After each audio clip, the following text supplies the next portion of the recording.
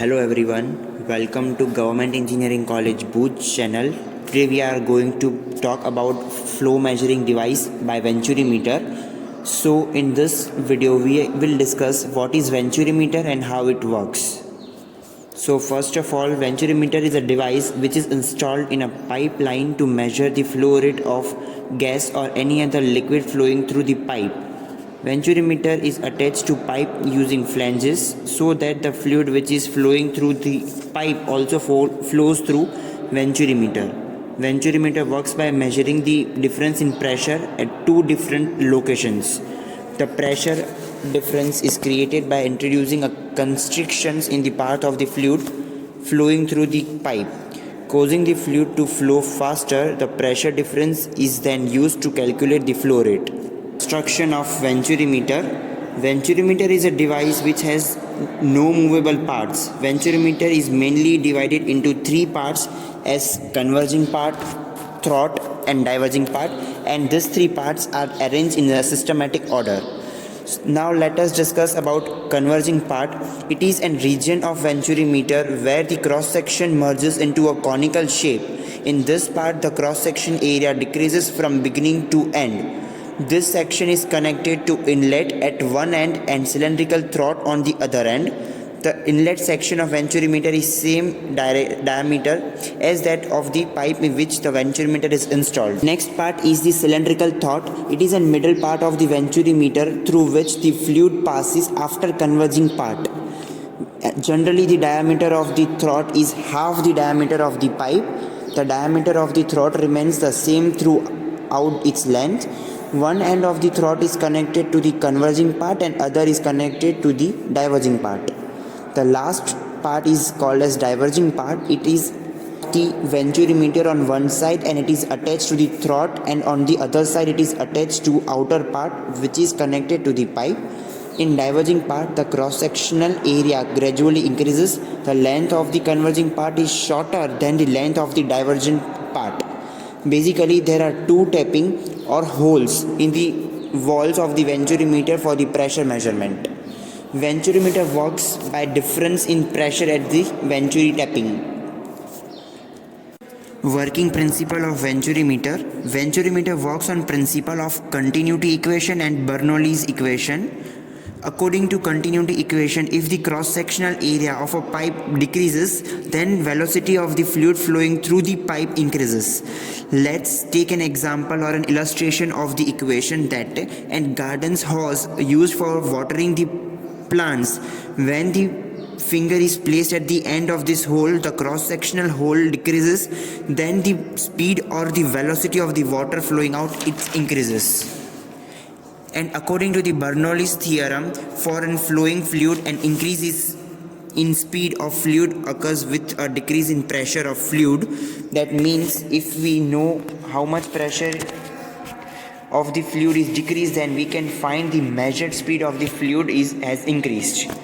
When continuity equation and Bernoulli's theorem is applied to the venturimeter, by that we can find that the constrictions introduced by the venturimeter will increase the velocity of the fluid and this will reduce the pressure of the fluid. Now let us understand the working of venturimeter. The venturi flow meter is placed in a pipe carrying the fluid whose flow rate is to measure. The venturi has named the plate on it which has flow direction arrow, according to which the venturimeter needs to be installed in the pipeline.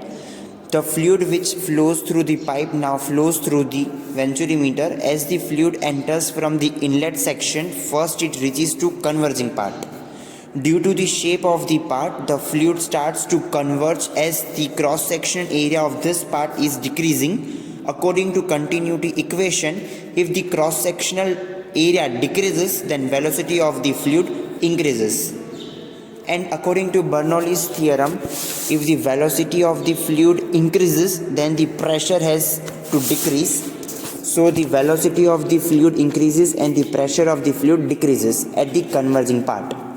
Then the fluid enters the middle part which is called as throat, which is constant in the diameter. Seems to be diameter is constant, the velocity and the pressure of the flowing fluid does not changes in the throat. if the pressure tapping is provided at the top and the another tapping is provided near the inlet part before fluid reaches to the converging part.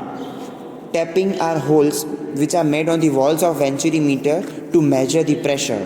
The high pressure tapping is at the inlet section, which will give the pressure of the fluid flowing through the pipe, while low pressure tapping at the middle of the throat section will give the pressure of the fluid after converging. The difference in pressure in these two tapping positioned in the measured using a anemometer or a differential pressure gauge. This pressure difference in this used to calculate the flow rate of the fluid.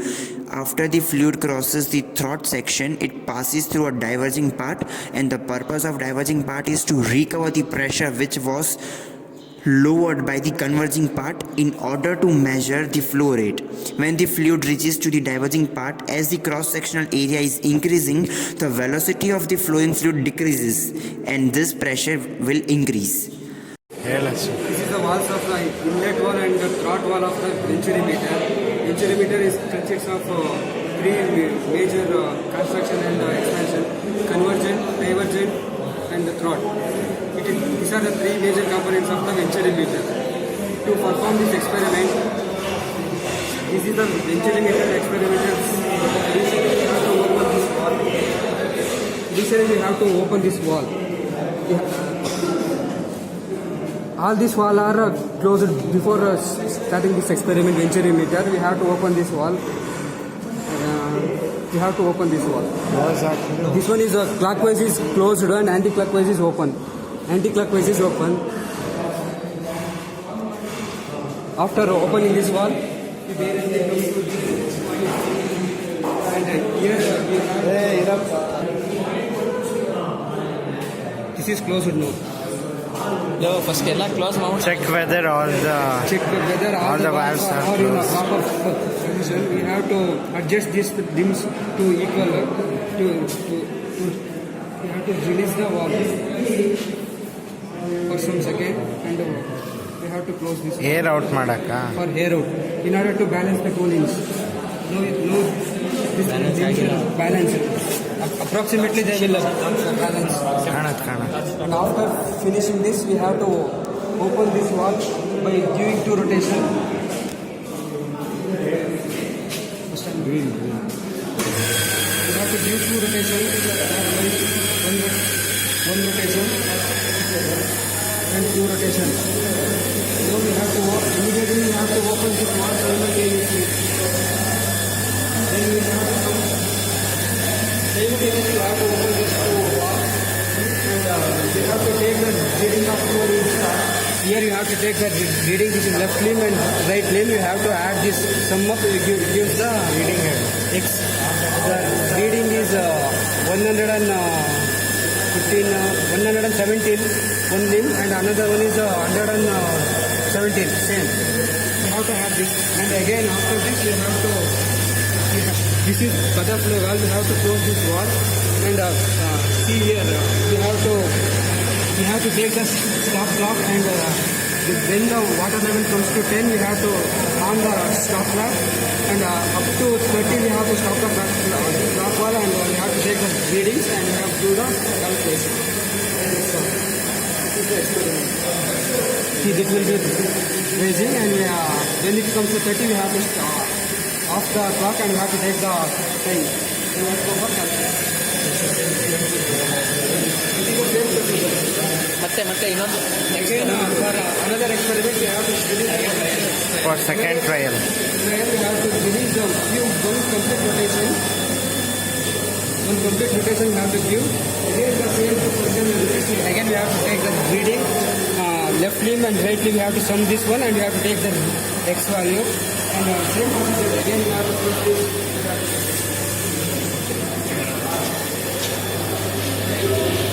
By this we come to an end of this video. If you liked this video, please don't forget to subscribe the channel and to give like. Thank you.